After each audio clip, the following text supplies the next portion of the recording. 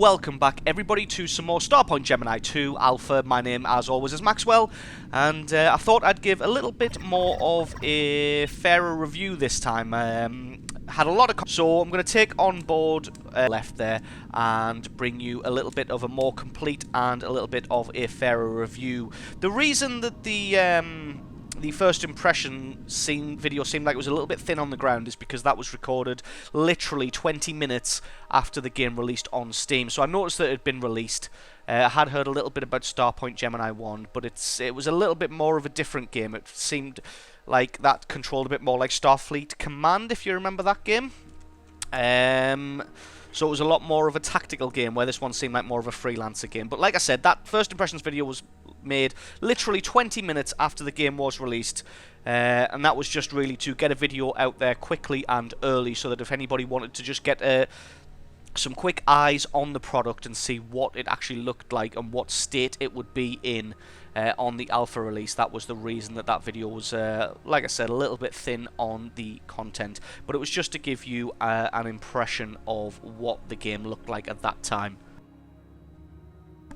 So this is going to be a little bit more of a fairer review. Let's just launch into space dead quick. This is going to be a bit more of a fairer review and going through the features a little bit more. Please be aware right off the bat, straight away, that this game is still in very, very early alpha. The first few patches have really just been bug fixes and working on getting the game in a much better working state. That volume sounds very, very loud, so we're going to take care of that. Get the environment volume down, the sound effect volume down a little bit.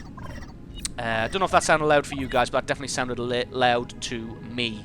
So, without further ado, let's get straight into it. Mouse flight. Now, first thing I want to say about the mouse flight is I had been playing a lot of War Thunder over the last few months. So the way War Thunder handles mouse flight is you move to a location, the vehicle turns to that location, and then the mouse sort of pulls itself in and then it stops. Obviously, a few people had noted that this mouse flight is a lot more like Freelancer, and indeed it absolutely is. If you've played Freelancer in the past and remember how that handled, then this is exactly how that handles. Getting a little bit of frame lag there when it's trying to render all of these asteroids, so we'll have to keep an eye on that. But yeah, so it does handle exactly the same as Freelancer, apart from the sensitivity is a little bit different, and the dead zone. There is pretty much no dead zone in the center. If we just see if we can try and find a dead zone. I'm moving by millimeters at a time, and there we go. There is practically no dead zone. You see it goes from slowly moving up to slow. Oh, there we go. That's the exact dead zone for the ship, and that is millimeter perfect. So I think the game needs to increase the dead zone for the mouse a little bit. Needs to increase the sensitivity of the ship a little bit. It feels like it's not as responsive as it could be, but then again, this isn't really a fighter. The ship you get for the Alpha, the Merman, is quite an advanced ship when you look at it. It's worth about 2.5 million credits, so it's not going to be probably the final starting ship when you buy the full release of the game. Sounds like somebody's getting shot up there, so if that is indeed happening, we may jump straight into combat. Mouse scroll wheel for speed. Just trying to use the map there and trying to find out where these suckers are. But it looks like...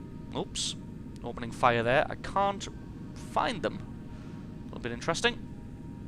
So they should be right there. But I don't really see anyone. What we'll do is we can hit the middle mouse button. That brings up this lovely contextual menu here. And you've got a few different options. You've got power to engines, go to an area, or anchor to an object. Anchor is obviously the Trinity Station is selected. Oh, there's the guys there. Oops.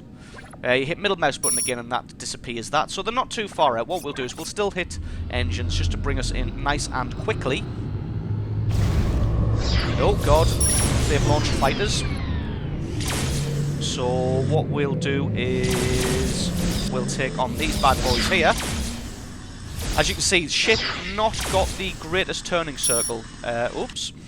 Especially when the enemy ships decide to try and fly at practically no speed. So you just hold left-hand mouse button is the fire.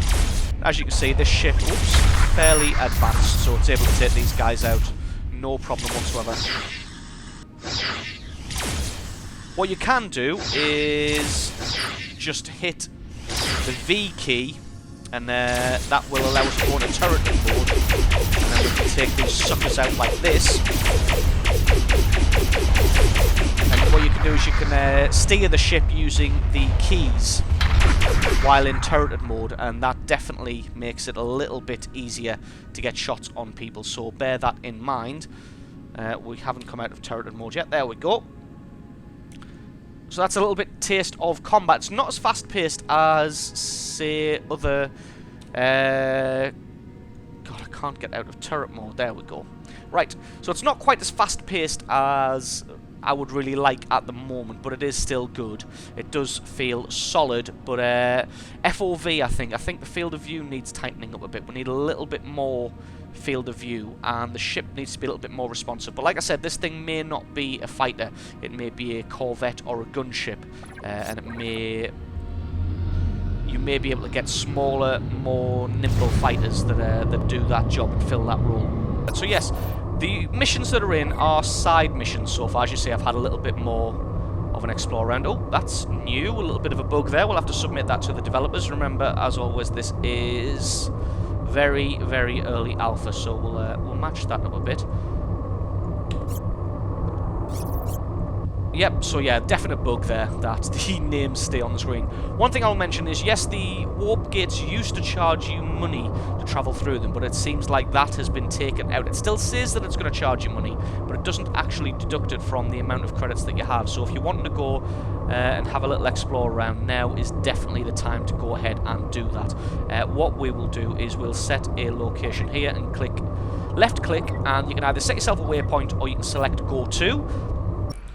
Apologies for that. As I exited the star map, my game unfortunately crashed. That does seem to happen every sort of 10 to 15 minutes. You will encounter a bug in general gameplay. That may just be me. I may be rather unlucky, but it does seem that for me, at least every 10 to 15 minutes, I do encounter a bug or two. Normally it's with the star chart or the missions. So yeah, just be aware, like I said, very, very early alpha release. So you are going to encounter problems. So let's talk quickly about skills and perks. If you click on Captain Info, if you click on Skills and Perks on the right hand side, you are presented with a Skills and Perks window. Perks aren't in yet, as you see it's greyed out and there's nothing you can do. Skills, you only have gunnery skills at the moment. Excuse me. So they are the only things in the game. You've got Plasma Booster, Beam Manipulator, Railgunner and Heavy Hitter. Obviously the Plasma, Beam and Railgunner are the three types of light weapons. A little bit of lag there as we crossed over into a new region. And Heavy Hitter is your heavy weapons. Unfortunately there's no explanation of what the different skills themselves do. But I mean, if you just take a minute to look at them and have a think, then you can pretty much just figure it out. Like say Power Saver, that will reduce. Are we getting shot? Nope, we'll fly straight through them. That will obviously reduce the power required to fire your beam weapons. Focus, I would say, will possibly increase damage. Sniper will increase accuracy. Blah, blah, blah, blah. As you go on, we're going to have to get a move on, though, because that guy may be following us. Back to the screen.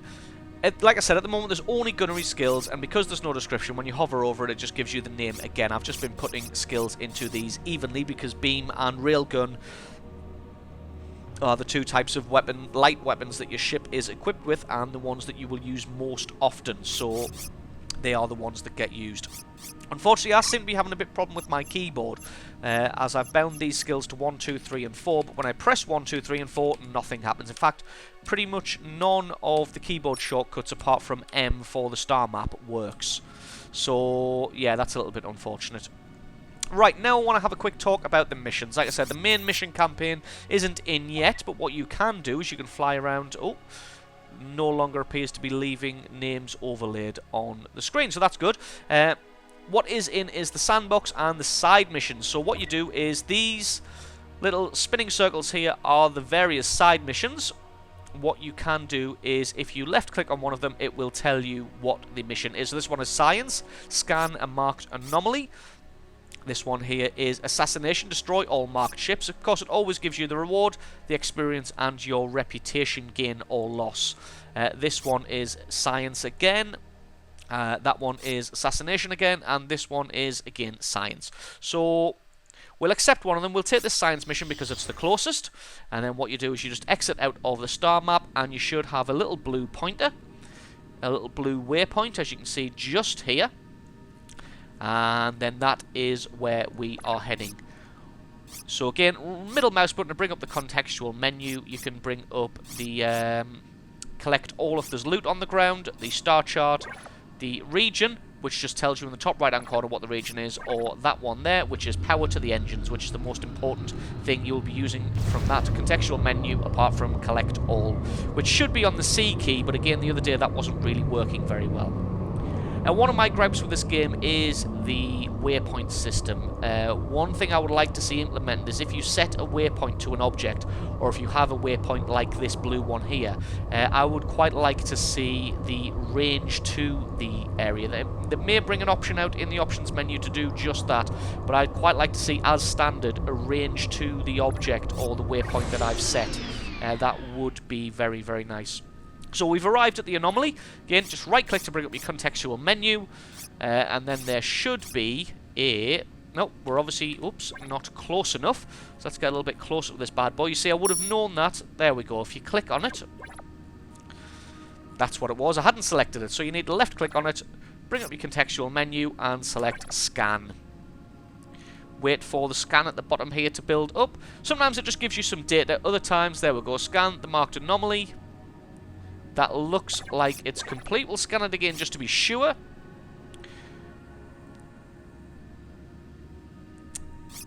There we go. And if we have a look in the captain's log, scan the marked anomaly, status solved. Well, it says solved, but I'm guessing, oh, there is no sort of mission complete thing at the moment. So, really, you've just got to guess whether you've completed it. But normally a good way of indicating whether you've completed a mission or not is to note whether your credits have increased. Because obviously this was paying, what was it, 114 credits for scanning this anomaly. And if I found that I was 114 credits better off, then that would certainly have indicated that the mission is complete. So let's have a look for another one. Got assassination. I've apparently accepted that immediately by accident, so now we'll come out of the star chart, click on assassination to select it as our active quest, and then we need to find our blue waypoint. Where is the blue waypoint? It's around somewhere. Apparently it's not. Is that the one? Yep. So what you can do is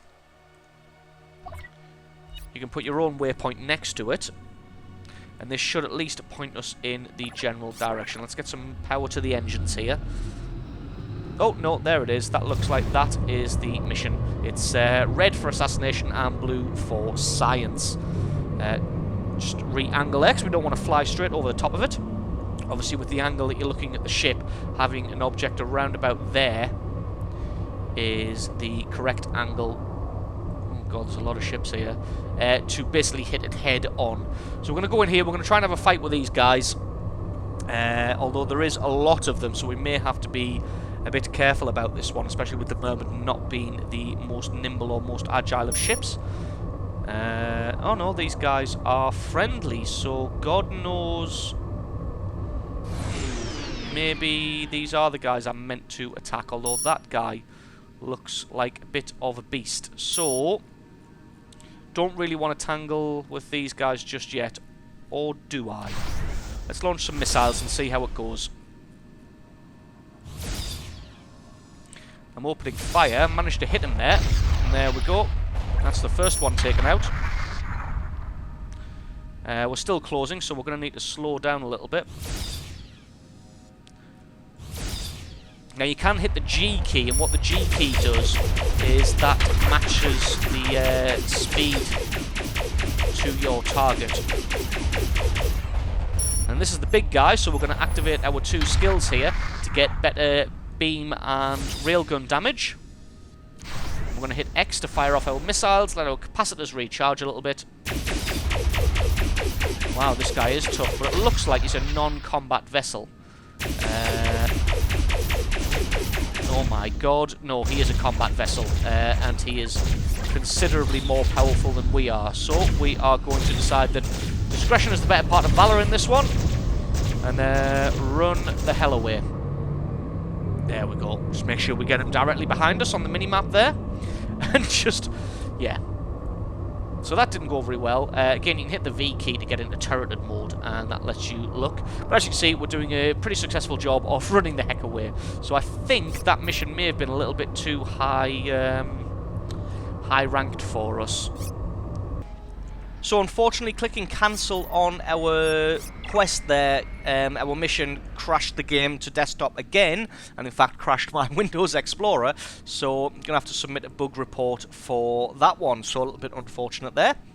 Right, we've covered skills and perks, we've covered missions, we've covered exploration. Again, you can take these T-gates to go to various locations quickly, or to be honest, you can just fly.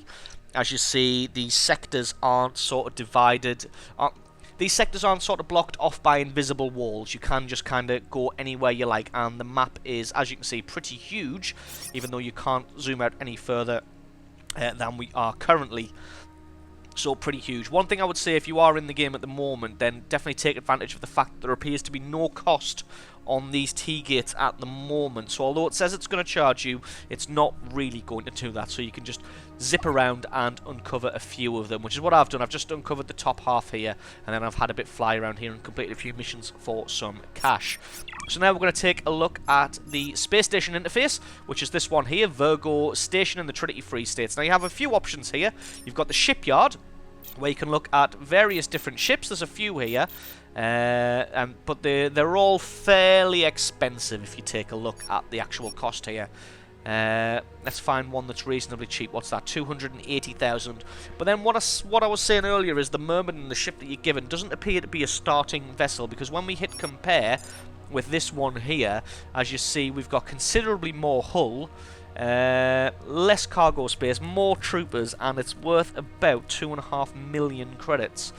Although, yes, it is a frigate, so it's not a fighter, which is probably why I don't think it's as responsive as it really should be. But as you see, it's got a lot more weapons and system slots than this ship here, so you're probably not going to find an upgraded ship for quite a long time. You see, the Reliant here is a battleship, so that is obviously an upgrade. If you give me, guys, if you give me a few weeks, I may be able to get myself one of these to show off to you. So that's the shipyard. You can compare the various systems, how many weapon hardpoints it has, and what other systems it can equip through this screen here. Next one is the dry dock. From here you can repair your hull and rearm your heavy ammunition. You can have a look at your loadout here of your various different weapons, but it looks like you can't do anything about your systems from here. Enhancements are upgrades you can buy for your weapons. So if you just have a look through, hover over, it'll tell you what to do. So say this one, damage 2, light weapon damage with a 0.3 multiplier and recharge with a 0.1 multiplier. All you need to do, select the weapon. So that one is our beam weapon. Probably not a good idea to put recharge on a beam. We put that on the railgun. You click mount, and it purchases and mounts that one on there. If we wanted to say accuracy on this one, we click that mount. And if we wanted damage on that one, just click that, and that would purchase these things for use. Next one is the systems. This is where you actually buy your weapons. So, no, a Cougar. So we can buy fighters.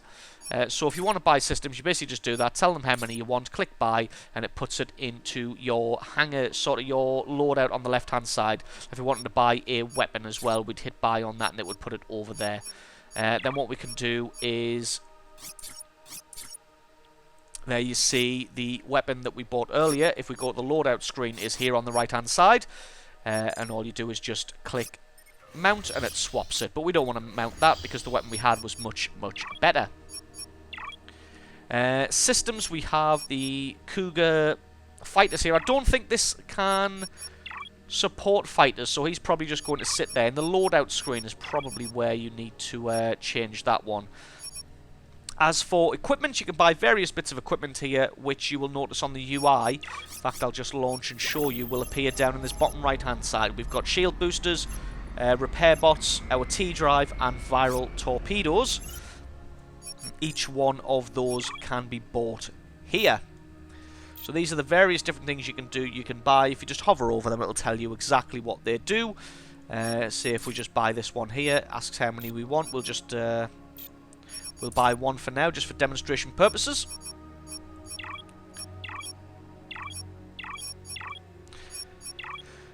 I'm not 100% sure how to actually equip it yet. Not sure if that's even possible. Probably.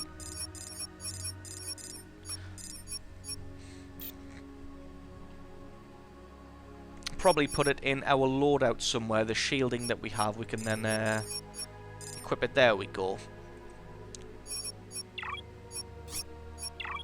So that is the dry dock, where you equip and unequip various different items, weapons and enhancements for your ship. Third area is the trader. That shows you what you have available to sell and what the traders have available to buy. So if you want to play more of a trading style of game, then you certainly can. If you just click buy, you can go ahead and buy the 6 hydrogen that they have. You see the price is 25, and then you can take this to a different station and then sell it on. In fact, we'll do that later just to see what the price difference is and how it handles it. Obviously they don't have much cash here. Oh god, I've spent almost all of my cash buying various bits of crap just to show you. So one thing I will say, a good idea as soon as you get in the game is to get to a position just underneath Trinity, god, there we go, station where I am here. As you can see, Trinity Station is, sorry, Virgo Station is just there. And underneath Virgo Station is this lovely asteroid field here. So what you can do is just right click to blow up an asteroid, open up the contextual menu. There should be a collect all option. So if we just accelerate a little bit to get a little bit closer, or in fact our... Right, I'm going to anchor and sell off our hydrogen because I think that's actually filled our cargo bay. So what you can do is right click. Why isn't this working? There used to be an option that basically you would have an option to collect all. I think it's because I am locked on to something. Let's have a look. Mark target. Wow, this is going really, really smoothly. Bear with me, guys. I'll be back in 1 second. So welcome back. Apparently, if you're locked onto a target, it makes this a little bit difficult. So yeah, what you want to do when you're positioned underneath Trinity Station, not Trinity Station, why do I keep calling it that? Virgo Station. Destroy a few of these asteroids. Hit the contextual menu, which is middle mouse button by default, and then hit collect all, and then you just go anchor, off to the trader, and nope, it appears that the collect all is bugged again. So maybe we need to get a little bit closer to the asteroids here. We'll try and find one that's nice and close. That one there appears to be nice and close. So let's see if we can collect some of this. Then anchor ourselves to the station. Nope, still not close enough. Unless, again, this has been patched. Which I wouldn't be surprised, as they're bringing out lots of patches right now for this game. So there, we definitely collected that. So make sure you're within range of an asteroid. Destroy it, hit collect all. You see you've got some iron here, and then you just sell all. And that is a good way of making some really early little bits of cash. So you see the little blue dots is what you want to be looking for.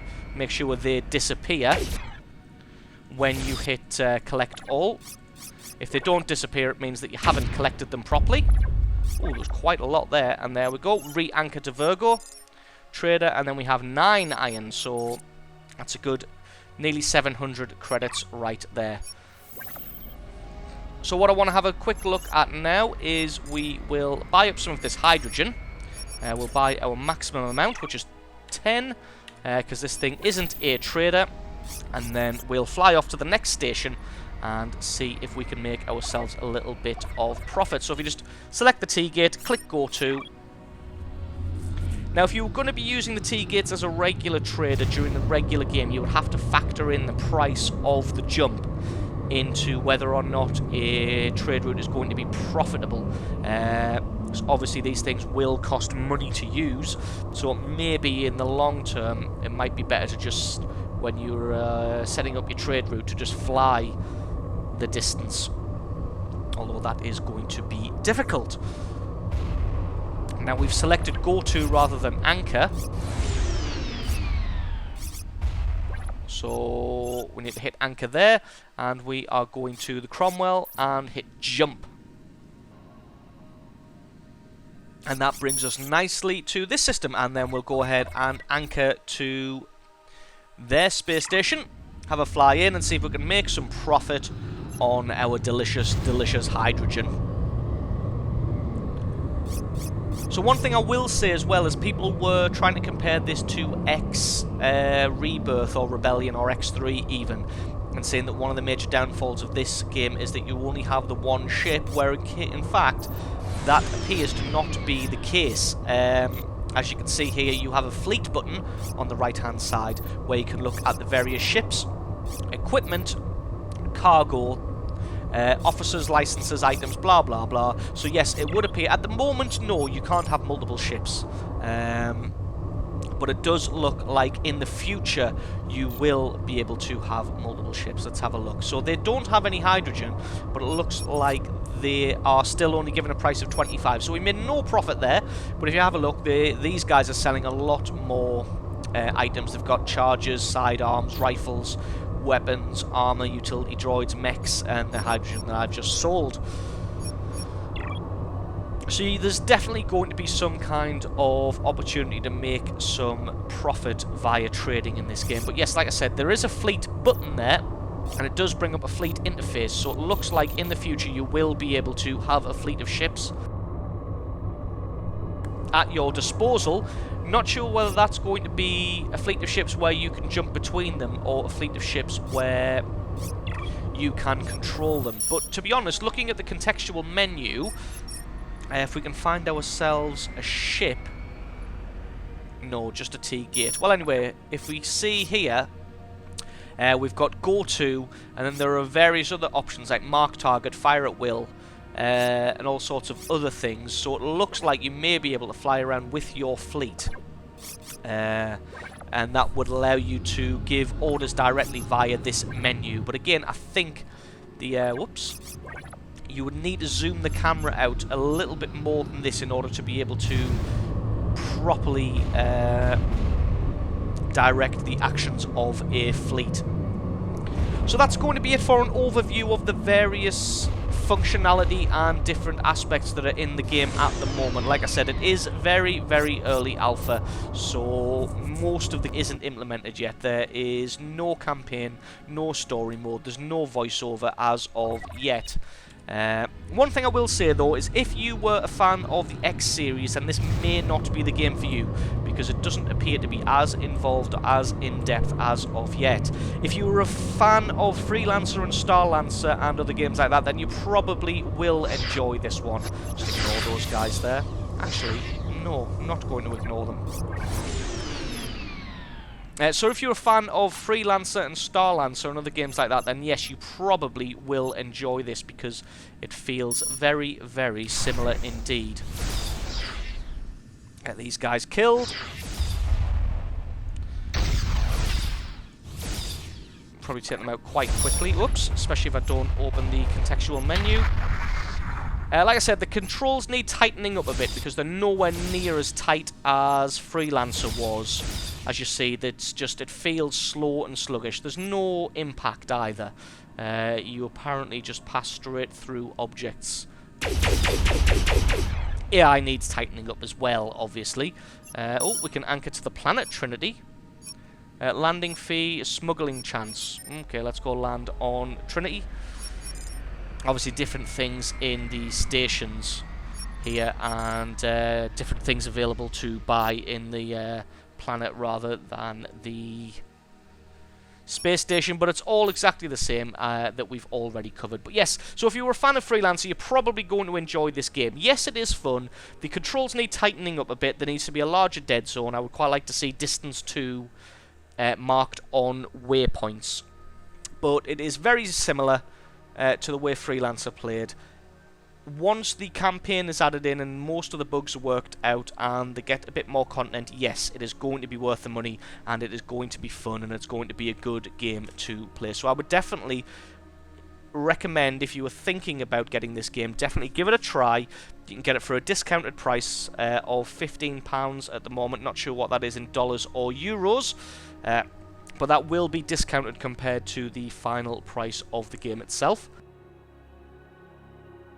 At the end of the day, I've been having fun playing it. I'm pretty sure you guys will as well. So that's going to be it for this second look at Starpoint Gemini 2. Hope you enjoyed it. It's a bit more of a fuller review this time rather than just a first impressions. Again, if you guys are still interested in possibly watching a let's play of this, obviously I'll start a new game rather than carrying on with the one we have now. If you guys would be interested in seeing more from this, please leave me a comment in the comment section below, let me know, and I'll definitely look at bringing a multi-part series let's play of the content that is in at the moment. I'm still on the fence about whether there's enough content to make a let's play, but we will see what you guys are interested in. So I hope this has been helpful to you and helped you decide at least one way or the other whether you'd like to give this game a try. I have been Maxwell, this has been Starpoint Gemini 2, and I will catch you guys next time.